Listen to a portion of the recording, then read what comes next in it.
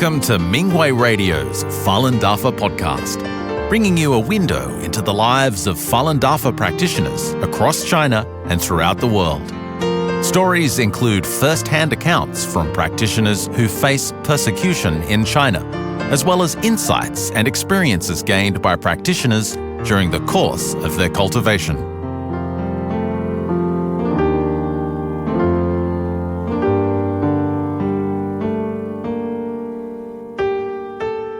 The following is an experience sharing article entitled New Practitioner, Body and Mind Purified After Practicing Falun Dafa by a Falun Dafa practitioner in Japan.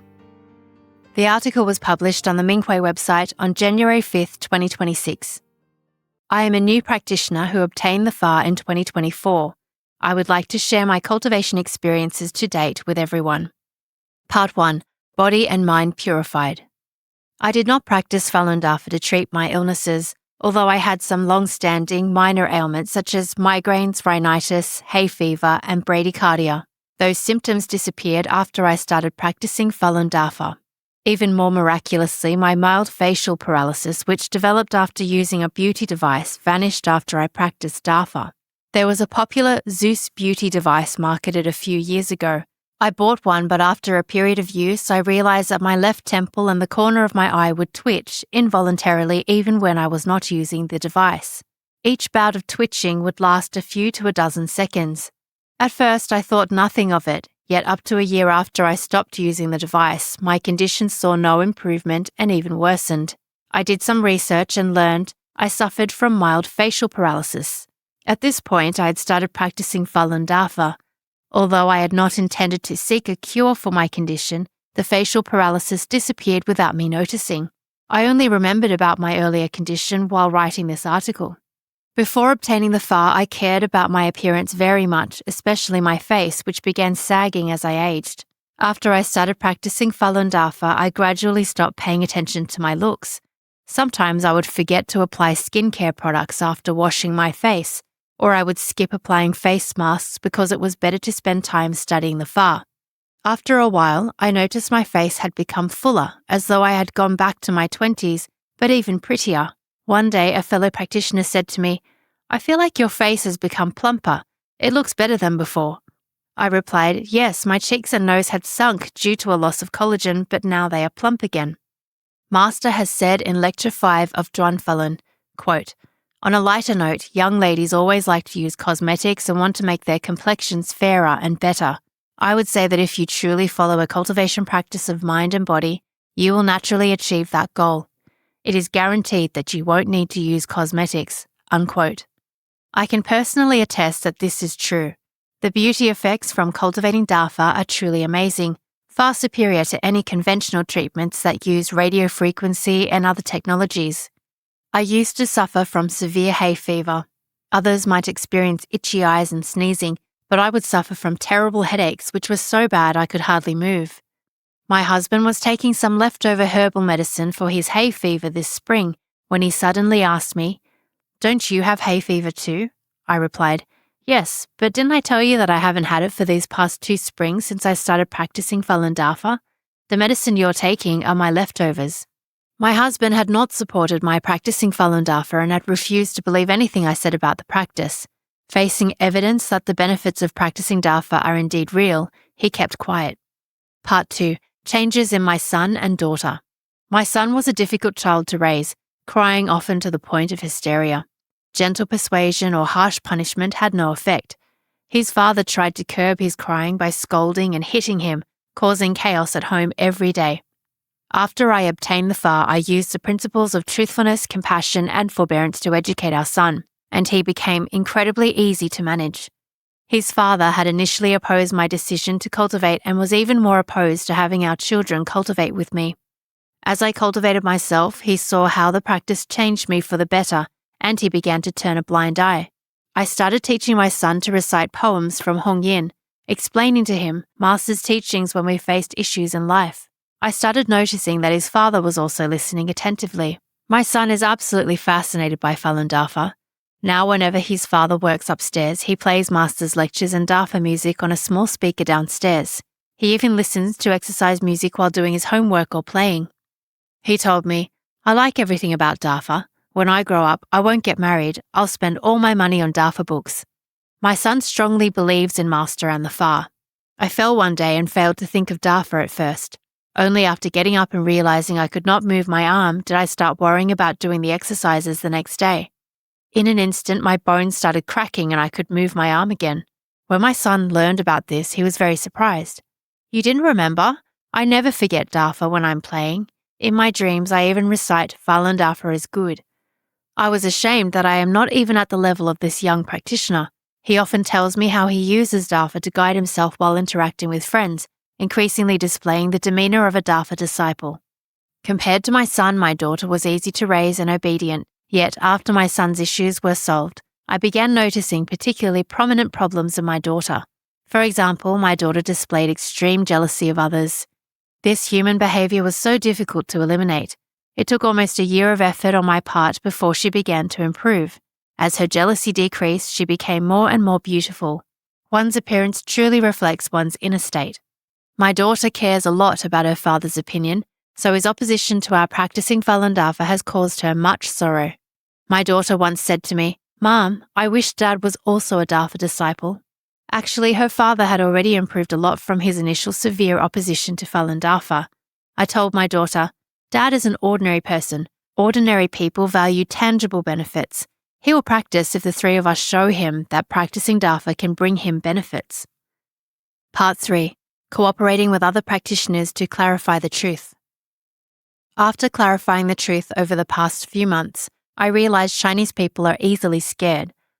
They refuse to believe in the kindness of Dafa practitioners, reacting to us with defensiveness, disdain, and fear.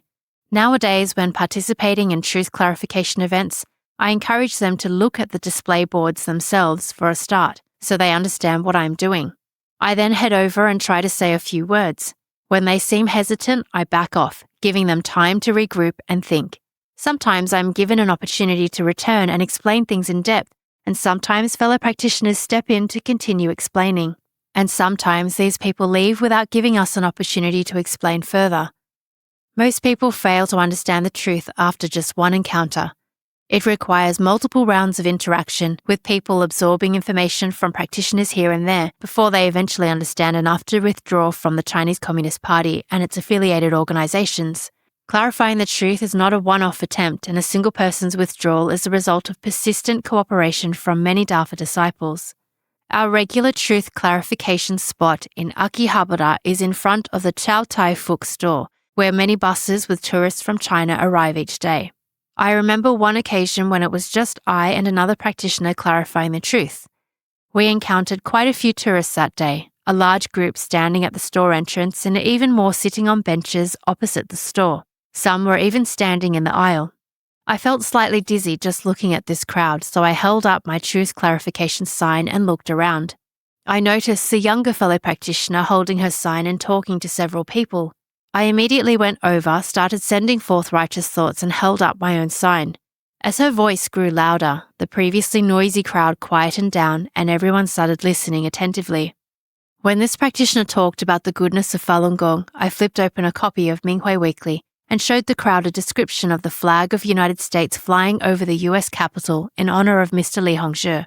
When she talked about the CCP's state-sanctioned forced organ harvesting, I opened my copy of the Epoch Times to the article of Xi Jinping, President Putin of Russia, and North Korean leader Kim Jong-un discussing organ transplantation in front of Tiananmen Square during a military parade on September 3, 2025.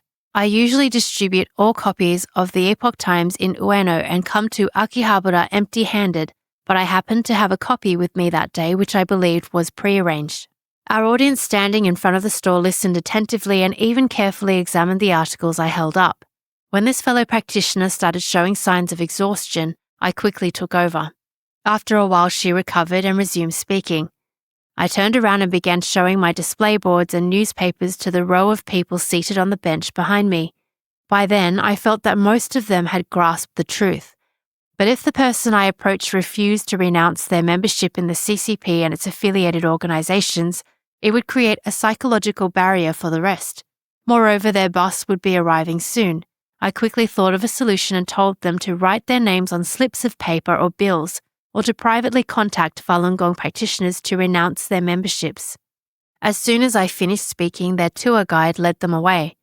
This fellow practitioner and I exchanged smiles. We both felt we had achieved excellent results, and the entire group seemed to have understood what we said. Part 4. Happily saving sentient beings. When there are enough fellow practitioners at the Truth Clarification site, I head to another site in Ueno to distribute materials.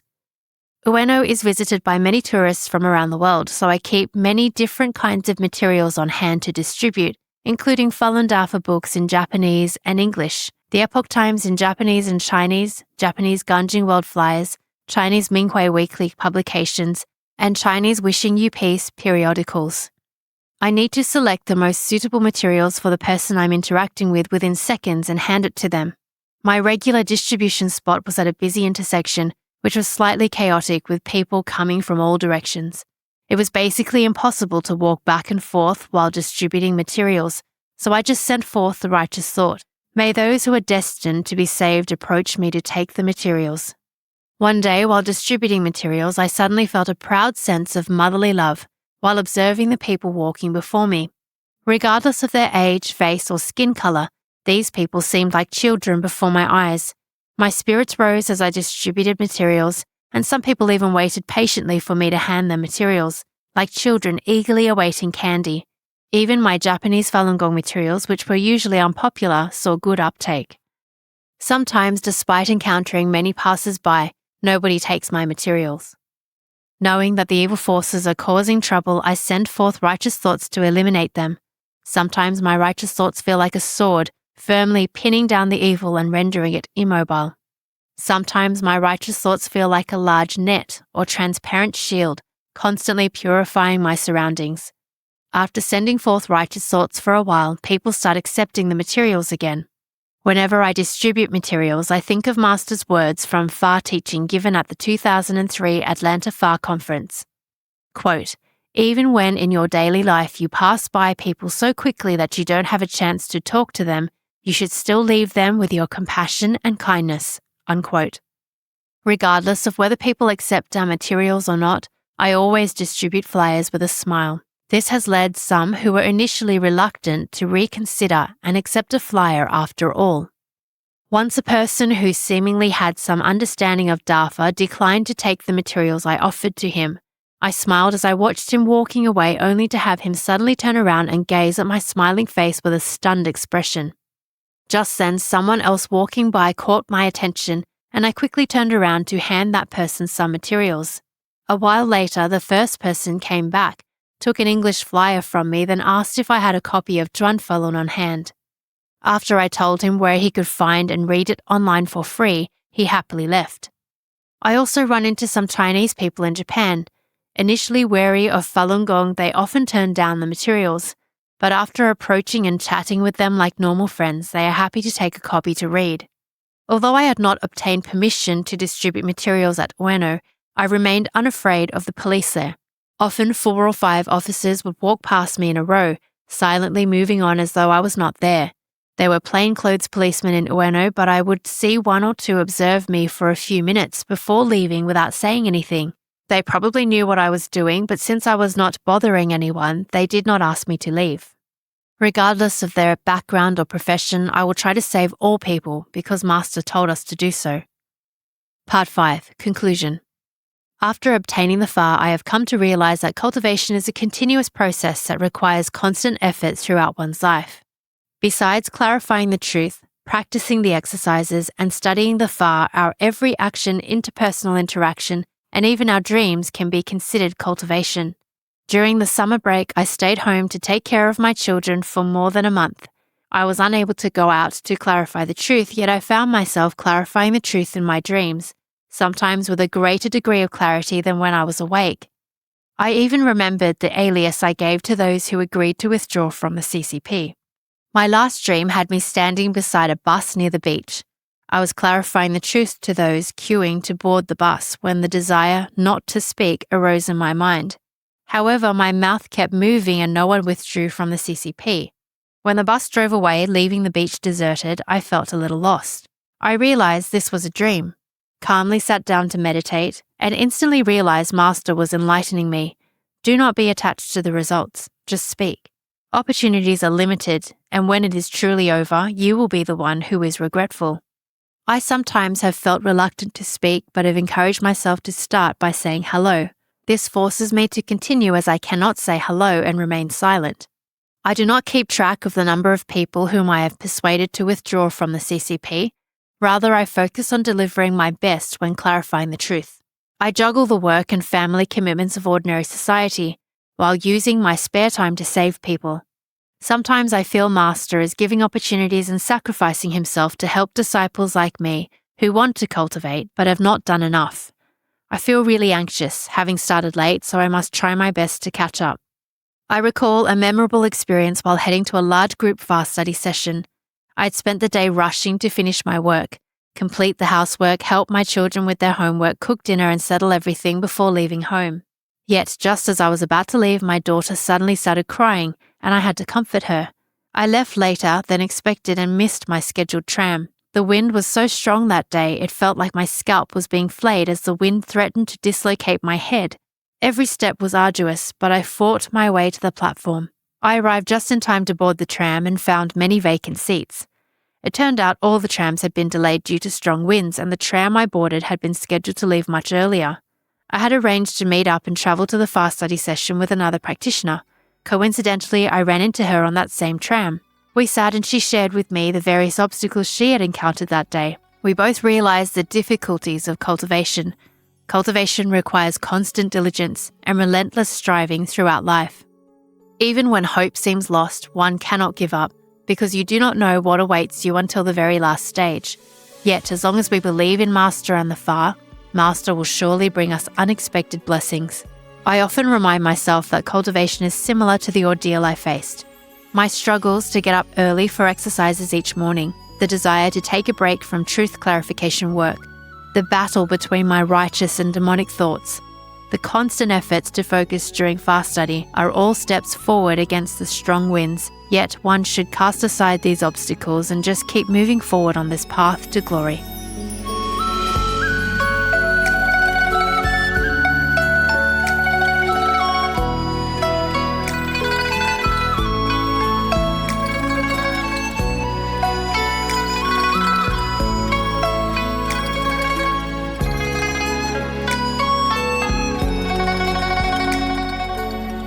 The following is an experience-sharing article entitled, Falun Dafa Helped Me Find My Compassion, by a Falun Dafa practitioner in China. The article was published on the Mingwei website on February the 17th, 2026. My parents are well-to-do business people, and I also own a store. In contrast, my in-laws' family members are manual workers. I made more money and have a more advanced degree than my husband. I married down, and I felt superior. After my son was born, I wanted to predict business opportunities, so I studied fortune-telling. A fortune teller told me that I was supposed to be married to someone other than my husband. I soon discovered my husband called another woman wife on social media. When I questioned him, he said that I was too controlling. He did not feel he did anything wrong as long as he came home at the end of the day. He even said that I could do the same. After that, I lost faith in marriage.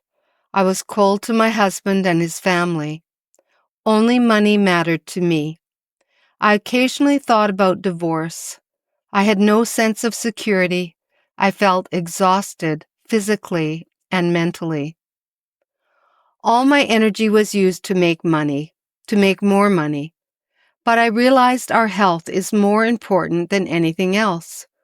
Who can give me health? Doctors? Many doctors are not healthy themselves. Furthermore, being a doctor does not mean one lives a long life. Eat healthy and exercise more. However, dietitians and athletes are people just like me. Pollution adds more stress to our health.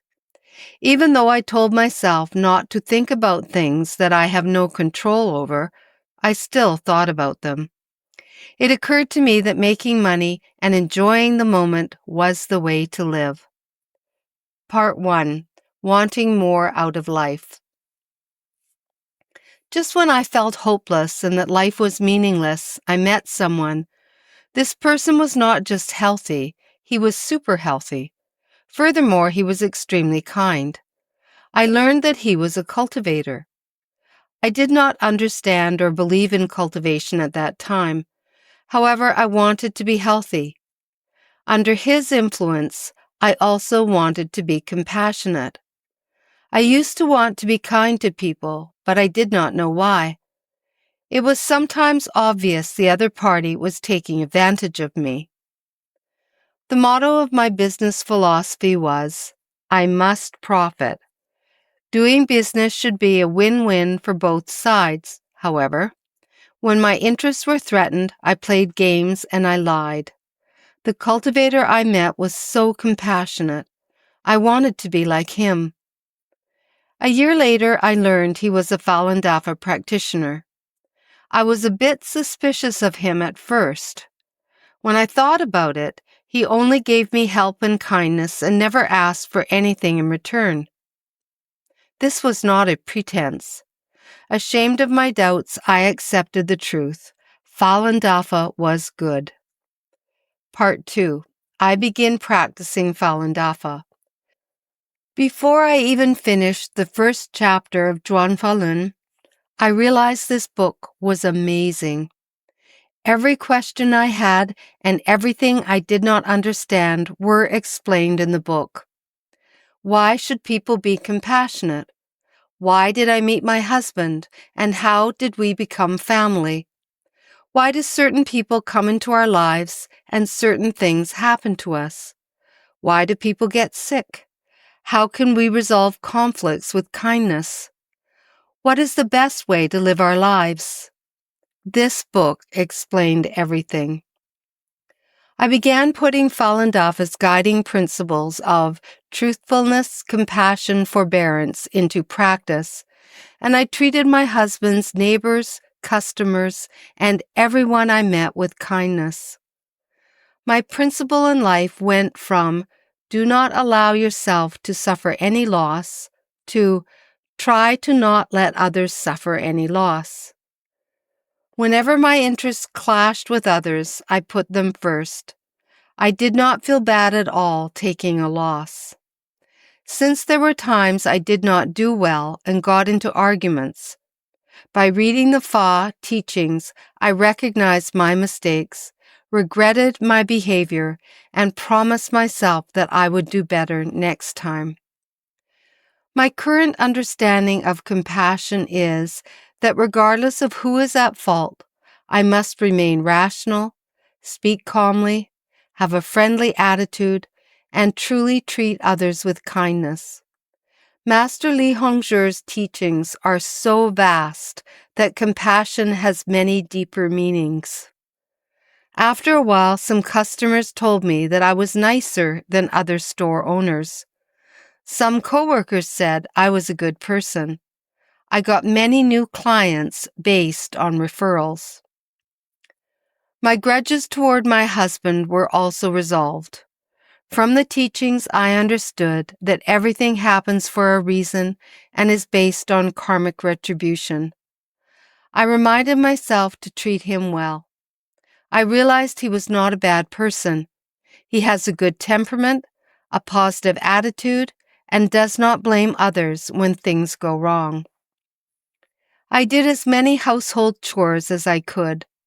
I no longer got mad when he went out for a drink after work and didn't call me. When he came home drunk, I was sympathetic and realized it was not easy to quit drinking, and I took care of him. Actually, my husband stopped drinking after his father passed away. My mother-in-law moved in with us after that. Knowing she had almost no income, I gave her spending money every month. My mother-in-law has a kind heart and a quick temper. Neighbors joked that she got mad faster than lightning. The other women in the family had a hard time getting along with her. When a cousin praised our relationship, the other relatives pointed out it was not because the mother-in-law was good, but because I was easygoing. I often hear people say our family is harmonious. My mother-in-law's friends are envious of her having such a good daughter-in-law. It is Dafa that was good, and Master who taught me well. My health improved. Walking up 10 flights of stairs was effortless. One time I walked over 5 kilometers, more than 3 miles, to the market while I recited Lun Yu. I finished by the time I arrived at the market, and I wasn't tired. Besides being given pain medication to help with labor when I gave birth to my second child, I have not had to take any medication since I started practicing Falun Dafa 10 years ago.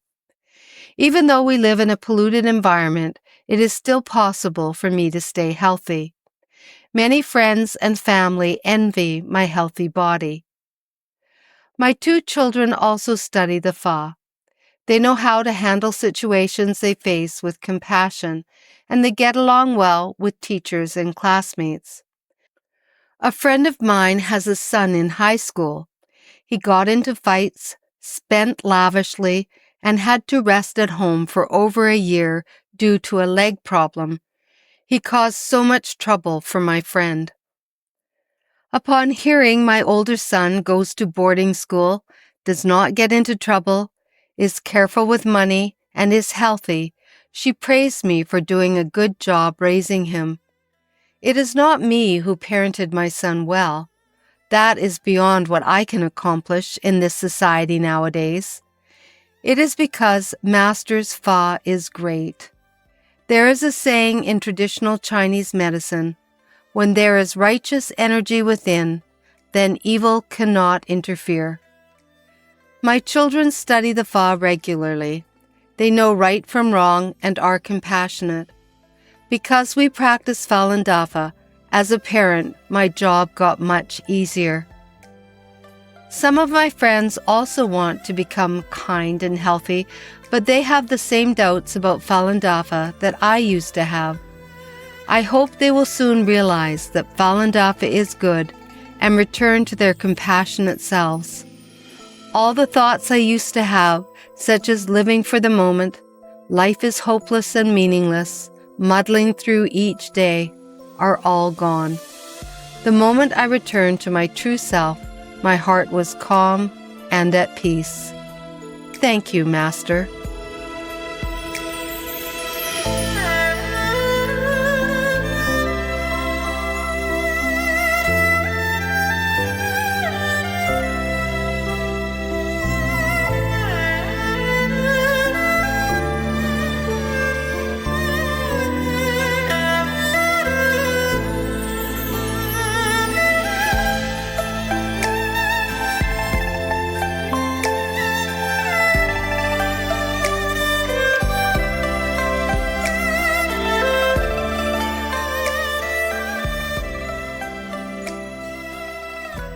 The following is an experience-sharing article entitled Falun Gong is Truly Miraculous by a Falun Dafa practitioner in China.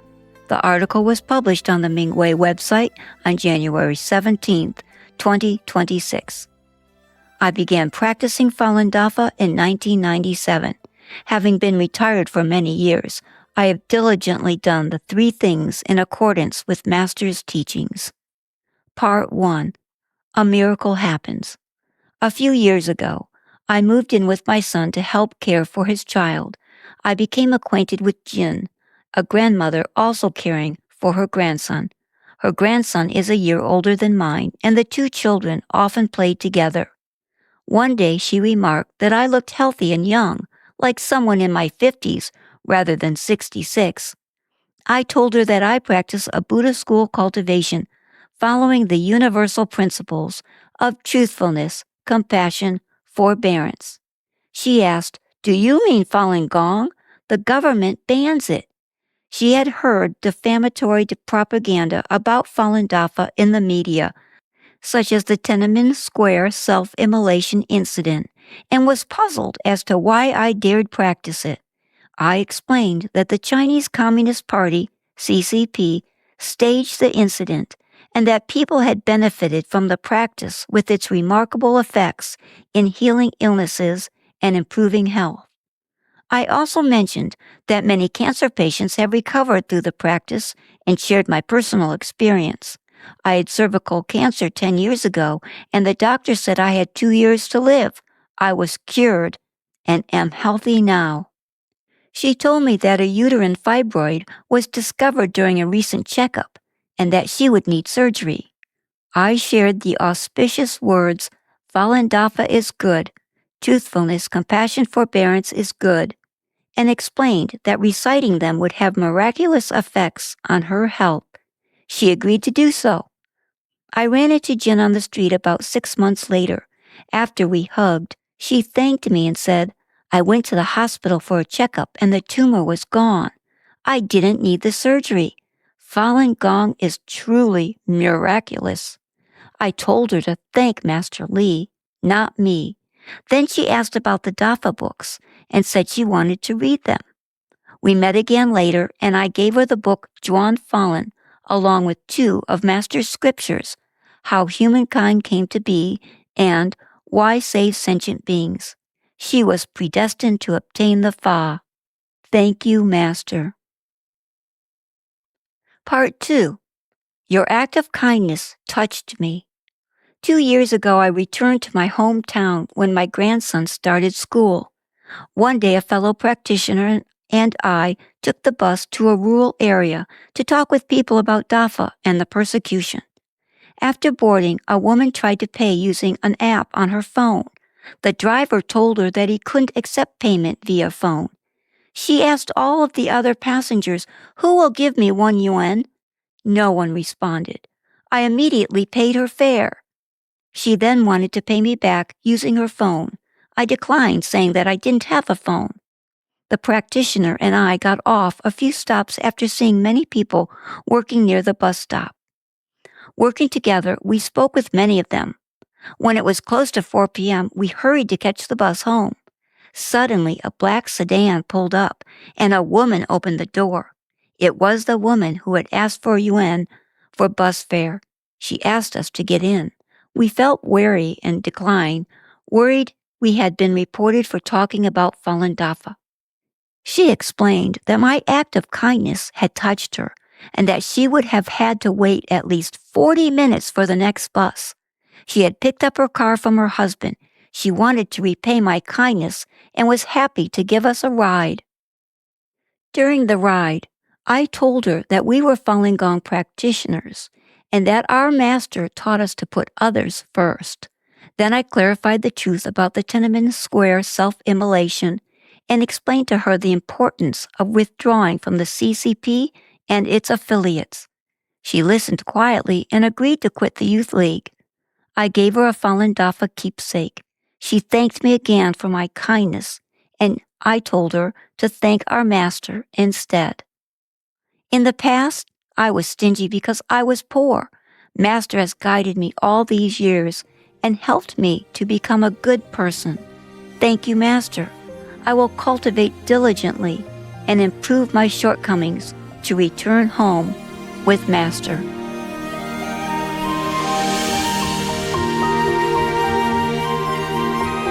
Thank you for listening to the Minghui Radio Podcast. For more information, including news about the persecution of Falun Gong practitioners in China and experience sharing stories by practitioners around the world, please visit our website at en.minghui.org.